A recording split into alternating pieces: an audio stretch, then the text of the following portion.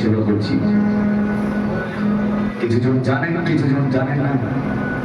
বাংলা বুঝতে পারছি তো? এটা জোরসে বড় হালেলুয়া। এখানে কতজনের ক্যান্সার কার আছে? कैंसर रोगी की আছে उसकी तारीफ करो। दोनों कैंसर रोगी नहीं, जोड़े हाथ नहीं।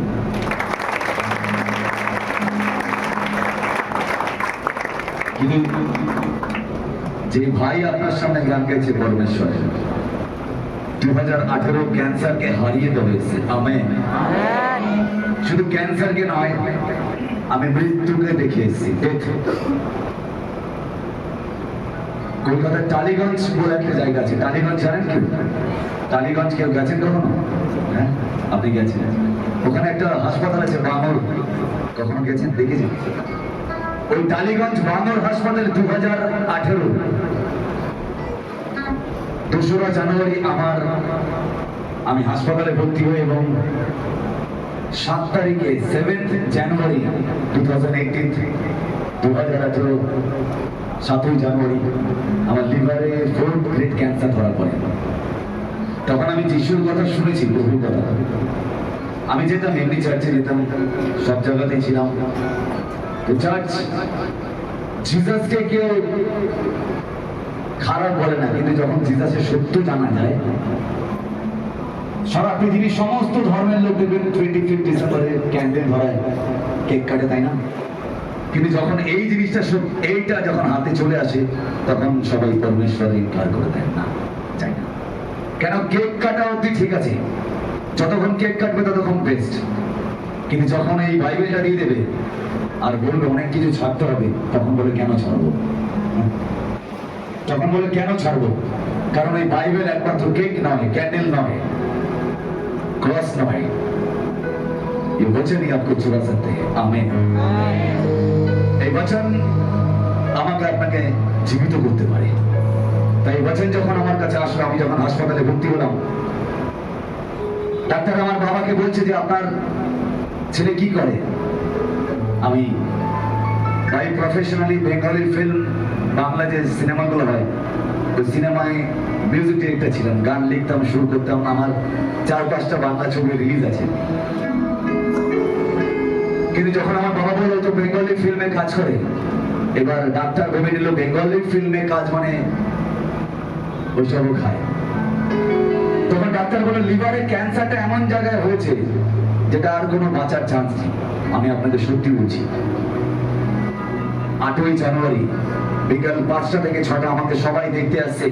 আমার বাড়ির লোক, আমি একটা ব্রাহ্মণ পরিবার থেকে আসা, আমার বাড়ির লোক বলছে যদি তুই বেঁচে যাস আমি এখানে এই করবো, এখানে ওই করবো, এরকম সমস্ত জায়গা বলছে। কিন্তু ওইখানে এক পরমেশ্বরের দাসী এসেছিল, এসে আমাকে বলছে যে তুমি কি বিশ্বাস করো যে জিসাস ক্রাইস্ট মৃত্যুর 3 দিনের দিন আবার জীবিত হয়েছিল? আমি বললাম আন্টি वचन कहता है उसमें लिखा हुआ है, तुम विश्वास करते हो? আমি বলছি আন্টি मैं मरने वाला हूँ। যে মরতে যায়, যে যার সামনে মৃত্যু আছে, তাকে যে বাঁচাবে সে তাই তো, এটা ট্রুথ। কারণ আমি যখন মরতে যাচ্ছিলাম, যদি একটা কাঠ, একটা লকড়ি যদি আমার সামনে আসতো আমাকে বাঁচাতো, আমি বলতাম ये भी मेरा है। আমেন। কিন্তু আমি যাদের হাত ধরে চলছিলাম, যে গাছগুলো, যে শক্ত পিলারগুলো আমার কাছে এসেছিল, যে লকড়িগুলো আমার কাছে এসেছিল, যে কাঠগুলো আমার কাছে এসেছিল, আমি একটা নদীতে ভাসছিলাম, ক্যান্সারের নদীতে। এবং আমার সামনে কতগুলো কাঠ এসেছিল বাঁচানোর জন্য, এবং আমি তার উপরে যখন চললাম সেও ডুবছিল, আমিও ডুবছিলাম। কিন্তু আমার দরকার ছিল একটা শক্ত লকড়ি, শক্ত একটা পেড়ের দরকার, একটা শক্ত গাছের দরকার ছিল।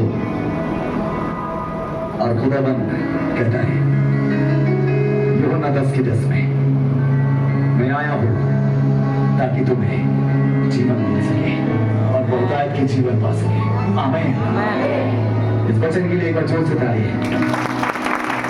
खुदाबंद कहता है कि कोई धर्म बदलने वाला परमेश्वर नहीं, वो कहता है मैं आया हूँ ताकि तुम जीवन पा सको और बहुतायत की जीवन पा सको। जब ये वचन আমাকে বলা হলো, আমি বললাম আমি একটা ব্রাহ্মণ পরিবার থেকে এসে, আমার জন্য উনি তো খ্রিস্টানদের ঈশ্বর। কেন আমায় বাঁচাবে? এটা তো ইসরায়েলের ঈশ্বর।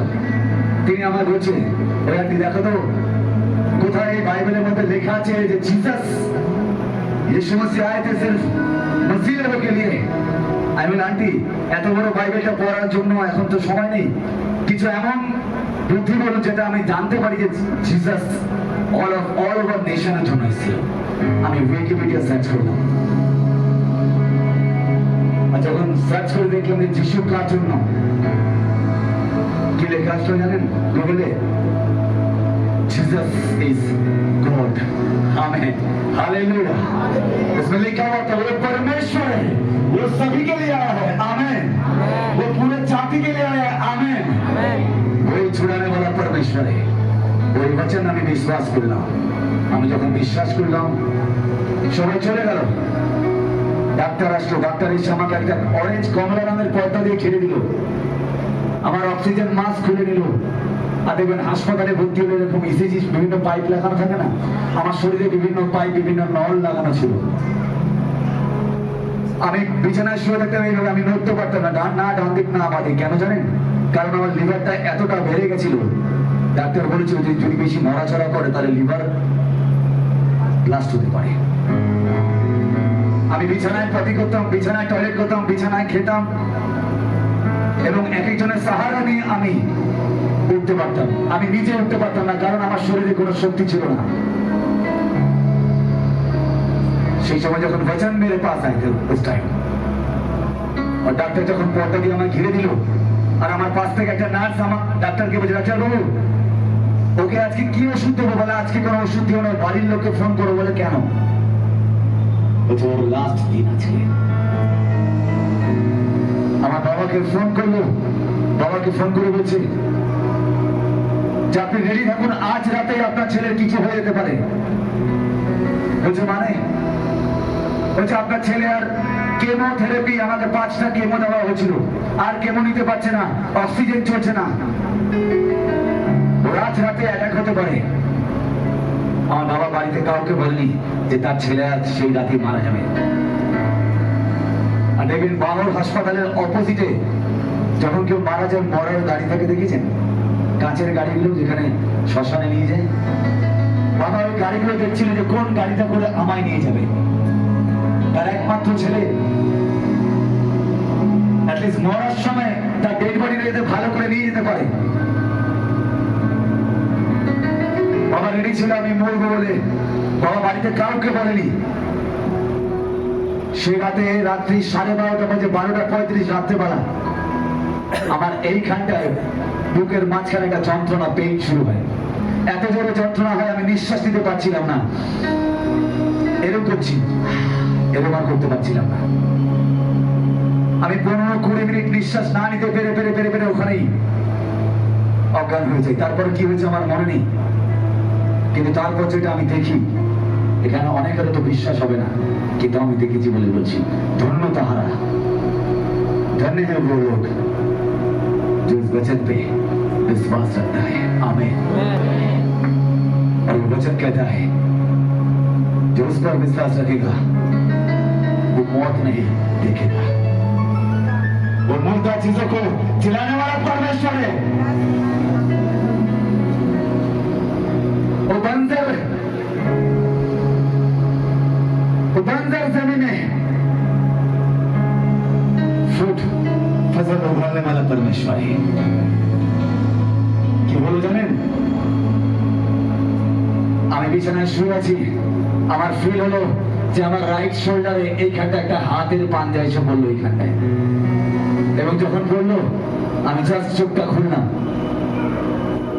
খোলার পর দেখছি আমার কমলা রঙের পর্দা ভেদ করে একটা হোয়াইট কালারের আলো আমার সামনে দাঁড়িয়ে আছে, এবং মানুষের আকারে যে হাত হয় ওর আলো দিয়ে হাত দিয়ে আমার রাইট হ্যান্ডে এখানে স্পর্শ করছে, এই জায়গাটায় যখন টাচ করছে, যখন ছুঁড়া था मेरे को, তো আমার ফিল হচ্ছে যে আমার শরীর থেকে শুধু ক্যান্সার নয়, এরকম অনেক বিমারি, অনেক প্রশ্ন, অনেক ভারীপন বলে কে যা रहा है। আমি দেখার চেষ্টা করি, বোঝার চেষ্টা করি, কিন্তু তার আগে ওই আলোটা আস্তে আস্তে মিলিয়ে যায় পর্দার মধ্যে। আমি ঘুমিয়ে পড়ি, এত জোরে টয়লেট পাই, আমি টয়লেট করার জন্য পর্দা খুলে উঠি। আমি সবাইকে ডাকি, কে কোথায় আছো নার্স, আমাকে টয়লেট করতে নিয়ে যাও, আমার বাথরুম পেয়ে গেছে। কিন্তু কেউ আমার আওয়াজ শুনতে পায় না।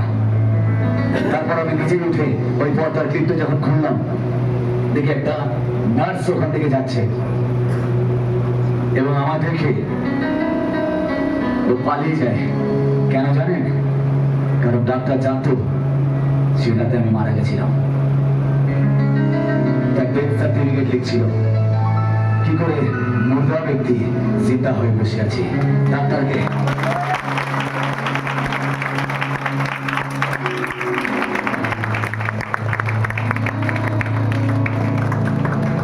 ডেকে নিয়ে আসি। ডাক্তার সামনে এসে আমাকে দেখে যখন প্রথম আমি বসে আছি, আর ডাক্তার দেখে আমাকে বলে, সেজ অদ্ভুত, ये कैसे हो सकता है?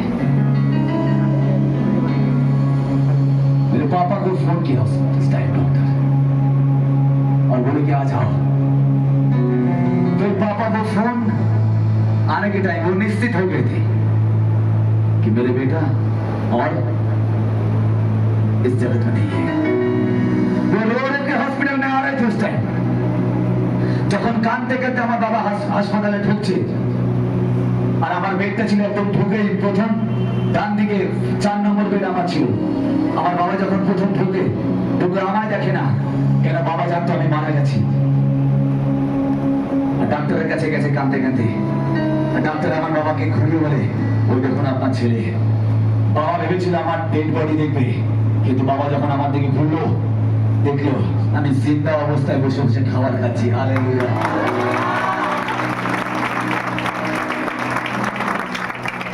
আর আমার বাবা বলছে, বেটা তুই ঠিক আছিস?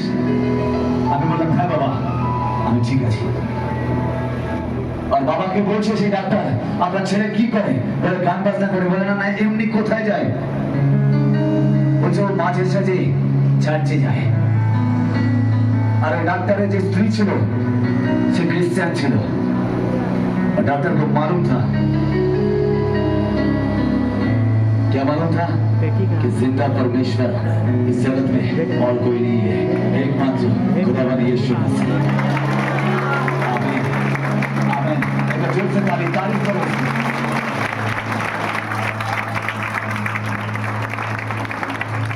उस टाइम डॉक्टर ने मेरे पापा को बोला, क्या आपके बेटे चर्च में जाते हैं ना? हाँ। तो खुदावन परमेश्वर उसी ने उसको जिलाया। आमीन। फिर उस दिन मेरे को छोड़ने वाले थे डॉक्टर अस्पताल से। फिर क्या होता है, डॉक्टर के साथ भी और भी कोई सियाना डॉक्टर होता है ना, वो लोग आए थे उस टाइम। वो के डॉक्टर को बोले थे, ठीक है बच गया, ठीक है, शायद कुछ टेक्निकल गड़बड़ी हो सकता है, क्योंकि वो तो मरने वाले थे। क्योंकि टेक्निकली शायद कुछ गड़बड़ी हो गया, इसलिए वो जिंदा हो गया। लेकिन और भी 4-5 दिन उसको ऑब्जर्वेशन में रखना पड़ेगा। আর 4-5 দিন অবজারভেশন রাখতে হবে। তো আমি ডাক্তারকে, ডাক্তার বাবু আমি তো বেঁচে গেছি, আমার ছেড়ে দিন। বলছে, না না না তুমি বেঁচেছো ঠিক আছে, কিন্তু আবার যদি অ্যাটাক আসে। तो 11 तारीख को 8 तारीख को मैंने 9 तारीख को मैं बच गया। और मालूम है क्या हुआ? ठीक 11 तारीखे वो डॉक्टर যিনি ক্যান্সার স্পেশালিস্ট, অঙ্কোলজি স্পেশালিস্ট ছিল, সে ডাক্তার সকালবেলা কোনো সরকারি হাসপাতালে ডাক্তার এত সকালে আসে না। उस टाइम वो आए थे, उस टाइम सुबह में 8:45 बजे আমার চেম্বারে ঢুকলো। ঢুকে বলছে, এই 4 নম্বর বেডে যে পেশেন্ট আছে, নার্সকে বলছে, বলে হ্যাঁ, বলে ওকে এক্ষুনি ছেড়ে দাও। বলে কেন? আপনি তো বললেন 4 দিন 5 দিন আরো রাখবেন। বলছে, না না না ওকে ছেড়ে দাও, ওর বাড়ির লোককে ফোন করো। যখন আমার বাড়ির লোককে ফোন করলো, আমার বাবাকে আবার ফোন করেছে, কেননা বাবার নাম্বারই হাসপাতালে দেওয়া ছিল। বাবাকে যেই ফোন করলো, বড় হয়েছে আবার বুঝি কিছু হয়েছে। বড় বলছে, টেনশন নেবেন, আপনার ছেলে ঠিক আছে, আপনি হাসপাতালে আসুন। বাবা হাসপাতালে আসি, আমি হুইল চেয়ারে বসা, তখনও দুর্বল ছিলাম একটু, হুইল চেয়ারে বসা। ডাক্তার ডিসচার্জ সার্টিফিকেট লেখে, আমার বাবা বলছে কি ওষুধ খাবে, কি প্রেসক্রিপ বলে, ওগুলো পরে ওকে নিয়ে যান। আমি যখন বাড়ি গেলাম, বাড়ি গিয়ে ওই তারিখটা দেখলাম যে কোন তারিখে আমি বাড়ি পৌঁছালাম সুস্থ হয়ে। ওই তারিখটা কোন তারিখ ছিল জানো? যে আন্টি আমায় বলেছিল, তুমি কি বিশ্বাস করো প্রভু যিশু মৃত্যুর 3 দিনে দিন বেঁচে গেছিল? আমি বললাম হ্যাঁ। বলে আজকে তোমার মৃত্যু হওয়ার কথা 8 তারিখে। ডাক্তার বলছে, বলে হ্যাঁ। বলে আগামী 3 দিনে দিন। ও 8 কি স্যার? 8-এর সঙ্গে 3 যোগ করুন। বলে 9। 3 যোগ করুন।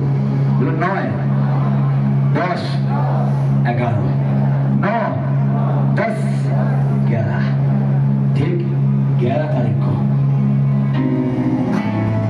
11 তারিখে ওই ডক্টর আমায় ছাড়তে বাধ্য হয়েছে। আমি কেন জানেন? কারণ আমি যেখানে মারা গেছিলাম সেই হাসপাতাল থেকে আমি অন্য জায়গা থেকে এসেছিলাম। অন্য রিলিজিয়ন বলে কিছু না, কিন্তু আমার কাস্ট অন্যরকম ছিল। তো আমাদের ক্ষেত্রে কি হতো, মরলে শ্মশান নেই, শ্মশানে পুরাতে হতো। তো আমি যেখানে হাসপাতালে ভর্তি ছিলাম ওই টালিগঞ্জ থেকে, আর আমাদের কাছাকাছি শ্মশান ছিল কালীঘাট। ওই কালীঘাট থেকে টালিগঞ্জের ডিস্টেন্স ছিল গাড়িতে করে গেলে, মরার গাড়ি করে গেলে 15 মিনিট। জিসাস যখন আমার হাসপাতালে ঢুকলো, আমাকে টাচ করলো আর বললো, এই ডিস্টেন্সটা 15 মিনিট নয়, কয়েক বছর বাড়িয়ে দাও। হালেলুয়া! এখন অনেক কাজ করতে হবে, অনেক জায়গায় গিয়ে আমার জবাই দিতে হবে। এই ডিস্টেন্সটা আরো কয়েক বছর বাড়িয়ে দাও, কারণ ও মরবে না এখন। আর মৃত্যু বলছিল যে আমি ওকে নিয়ে যাবো। আমায় বলছিল, চল, তোরা সময় নেই, অনেক বেঁচে নিয়েছিস, আর স্বপ্ন দেখার সময় নেই, সব ব্রেক, সব ভাঙা, এবার চল নরকের আগুনে চলবি। কিন্তু उसी टाइम खुदावन परमेश्वर उसके बीच में आ गए। हमें ওই সময় পরমেশ্বর তার আমার সামনে এবং সেই মৃত্যু দূতের সামনে দাঁড়িয়ে বলেছে, না, আমি থাকতে পরমকে এখন নিয়ে যাওয়া যাবে না। কারণ বাক্য বলছে যে বিশ্বাস করে ও মরিলেও জিন্দা হবে। বলুন, যে বিশ্বাস করে ও মরলেও জীবিত হবে। बोलो, जो विश्वास करता है वो मर के भी जिंदा होगा। आमीन। কত বছর আগেকার প্রফেসিটা বলুন তো, কত বছর আগে বলেছিল যখন লাজার মারা গেছিল? 2025 বছর আগে, কি তারও বেশি? কি পাঁচটার তারও বেশি? লাজার মারা গেছে 4 দিন, পচা গলা লাশ হয়েছিল। তিনি গেছে বাঁচানোর জন্য। মাথা বলছে যে প্রভু, যদি তুমি আগে আসতে তাহলে আমার ভাই মরতো না। কিন্তু জিসাস কি বলছে যে মাথা, আমি কি তোমায় বলিনি যে আমি জীবন, আমি পুনরুত্থান, যে আমার বিশ্বাস করে সে মরলেও জিন্দা হবে। পাশে জনকে বলুন, যে তাকে বিশ্বাস করে সে মরলেও জীবিত হবে, মরলেও জীবিত হবে, মরলেও জীবিত হবে। তিনি হয়তো সেকেন্ড জীবিত হওয়ার কথা অনেকে ভেবেছিলেন। আমি বিশ্বাস করেছিলাম রোমিও 10-এর নয়, হৃদয়ে বিশ্বাস আর মুখে স্বীকার। যখন আমার কাছে রিপোর্টটা আসলো যে আমি আর বাঁচবো না, ক্যান্সারের লাস্ট রিপোর্টটা, তখন আমার বাবা বলছিল, বাবাকে বলছি, বাবা তুমি সত্যি বলো, আমি কি বাঁচবো? বাবা আমার দিকে দেখতে পাচ্ছিল না, আমার দিকে না তাকিয়ে বলছে, হ্যাঁ বেটা তুই বাঁচবি। ডাক্তার বলছিল আর লাভ নেই, দুনিয়ার সময় বলছিল আর লাভ নেই। আমি সার্টিফিকেট, আমি হাসপাতালে যখন শুয়েছি বাংলাদেশ, আমার পাশে সার্টিফিকেট, এবং বারবার আমি রিপোর্ট দেখছি, প্রতিদিন রিপোর্ট দেখতাম যে কোনো রিপোর্টে আমার কোনো ইমপ্রুভ হলো নাকি, কিন্তু রিপোর্টে কোনো ইমপ্রুভ হয়নি, আরো ডিটোরিয়েট করছিল। আমার মন বলছিল যে আর বাঁচবো না, কিন্তু আমার মুখ কি বলছিল জানেন? না, বাঁচবো। আমেন। আমার মুখ কি বলছিল? বাঁচবো। আর জানেন और नीति वचन 18 के किस क्या कहता है? जीवन और मृत्यु तुम्हारे मुंह की बस में है। आमीन। और हितोपदेश 18-21 কি বলে? জীবন আর মৃত্যু তোমার মুখের মধ্যে আছে। আমার বাবাকে যখন জিজ্ঞেস করলাম, বাবা আমি মরবো কি বাঁচবো, তুমি সত্যি বলো, কাউকে না কাউকে আগে যেতে হয়, তুমি জানো সত্যি ডাক্তার তোমার কি বলছে? বাবার মন বলছে, ডাক্তার বলছে ও মরবে, কিন্তু বাবা কি বলছে মুখ থেকে জানে? না বেটা তুই বাঁচবি। বাবা হয়তো আমার মিথ্যে বলছিল এই সময় আমি বাঁচবো, কিন্তু সেই মিথ্যে আজ সত্যি হয়ে দাঁড়িয়ে আছে, আমি বেঁচে আছি। আমেন। আপনার মাইন্ড যায় না, আপনার সাবকনশিয়াস মাইন্ড যায় না আপনি মিথ্যা বলছেন কি সত্যি বলছেন। ওই জন্য ইয়েশু মসিহ বলেছে জীবন আর মৃত্যু तुम्हारे मुंह के बस में है। आमीन। और जीव की बस में है। आमीन। শয়তানের হাতে নেই, শয়তানের কোনো তাকত নেই আপনাকে ফেলতে পারে। ঈশ্বর আপনার জন্য নতুন করে কিছু করবে না। ঈশ্বর বলে দিচ্ছে জীবন আর মৃত্যু তোমার হাতে আছে, তোমার মুখের মধ্যে আছে। ঘোষণা করো এর মুখ থেকে আর বলো যে আমি লং বাঁচবো, আমি বড়, আমি অনেকদিন বাঁচবো। আমার আয়ু खुदावंद यीशु मसीह की सहमत से और भी बढ़ने लगा है। আমি বলছিলাম সেই সময়, আর সেই বলা আমায় আপনাদের সামনে দাঁড় করিয়েছে। নাহলে যদি সেই সময় মারা যেতাম 2019-18-তে, তাহলে আপনারা কেউ জানতেন না। শুধু আমার মা প্রতিটা বছর আমার যখন বাৎসরিক হতো ওই ফটোর সামনে মালা দিত আর কাঁদতো আর বলতো যে প্রভু আমার ছেলেকে বাঁচালে না তুমি, আমি তোমায় ডাকতাম। আর ইয়েশু বলছে কোন মা যখন তার জন্য তার ছেলের জন্য প্রার্থনা করে, আমরা বাইবেলে পাই না এক বিধবা মায়ের ছেলে মারা গেছে, তাকে সৎকার করার জন্য নিয়ে যাচ্ছে, যিশু আসলো আর বললো ওকে ওঠাও। এক বাচ্চা মরে গেছে, জিসাস এসে বললো ওঠো। লাজারের বোনরা কাঁদছে আর যিশু এসে বলছে না না না, লাজার মরেনি, লাজার ঘুমাচ্ছে, লাজার খানা উঠ, বেরিয়ে এসো। আর লাজার বেরিয়ে আসো। আর মা যখন কাঁদছিল ও আঁচল পেতে যখন মা কাঁদতো পরমেশ্বরের কাছে, আর ওই আঁচলে তার পুত্রকে ফিরিয়ে দিচ্ছে। আমেন। আপনি জানেন মায়েদের প্রার্থনা অনেক পাওয়ারফুল হয়। হালাকি বাবাদেরও প্রার্থনা পাওয়ারফুল, কিন্তু মায়েদের প্রার্থনা ঈশ্বর ফেলতে পারে না। কতজন মা আছেন এখানে হাত তুলবেন? আমি সত্যি বলছি, যদি আজকে আপনি প্রার্থনা করে চোখে তোলে প্রার্থনা করে জানান, ঈশ্বরকে বলেন, ঘোষণা করে যে প্রভু আমার ছেলে একটা গুড ফিউচার আমার ছেলের হবে, আমি ঘোষণা করছি यीशु मसीह के नाम से कि उसने कहा मांगो तो दिया, ढूंढो तो पाओ, खटखटाओ तो तुम्हारे लिए खोला जाएगा। যখন 14 বলছে তো मेरे नाम से कुछ मांगोगे तुमको दिया जाएगा। যদি তুমি আমার নামে কিছু চাও আমার কাছে, তাহলে আমি তোমাদের জন্য করব। আর যত মায়ের আছে তারা চাইবেন আজকে আপনাদের ছেলের জন্য, মেয়ের জন্য, পরিবারের জন্য, স্বামীর জন্য, ফ্যামিলির জন্য, ঈশ্বর আপনাকে ইনকার করতে পারবে না। আমেন। হাত দিয়ে এই সাক্ষ্যের জন্য এবার আমরা জানি আপনাদের জীবনে প্রত্যেকের সাক্ষ্য আছে। হাত দিয়ে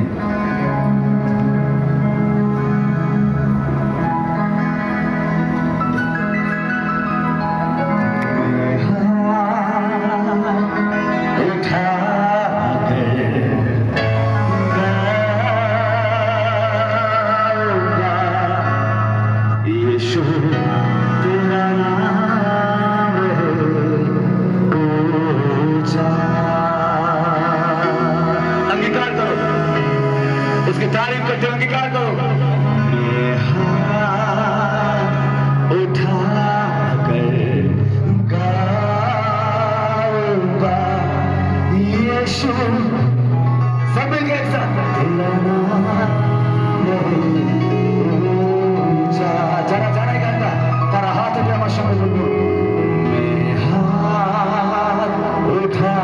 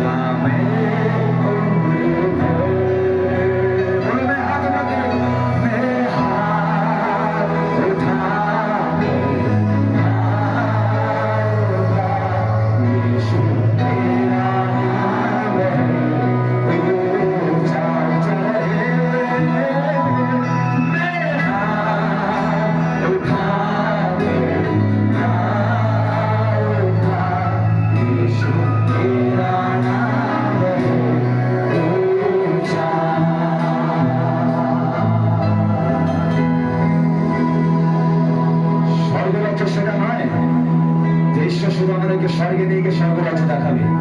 স্বর্গরাজ্যে কোনো মৃত্যু নেই, কোনো যন্ত্রণা নেই, কোনো পেন নেই, কোনো রোগ নেই। স্বর্গরাজ্য এটাও যখন শিষ্যরা বলছেন যে আপনি কি সেই মসিহ, নাকি আমাদের জন্য আরো কারো ওয়েট করতে হবে?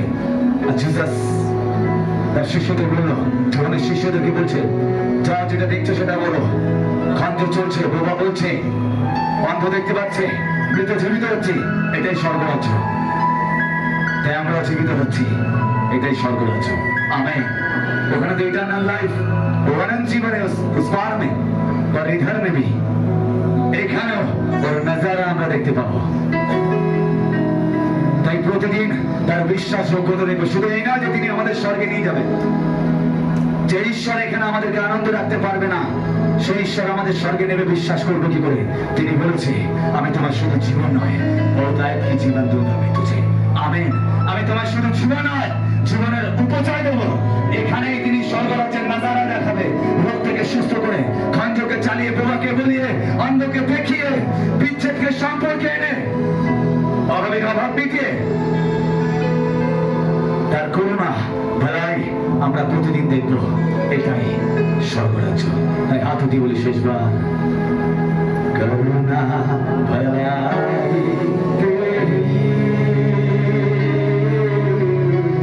সদা रहेगी मुझको, तेरी विश्वासियों के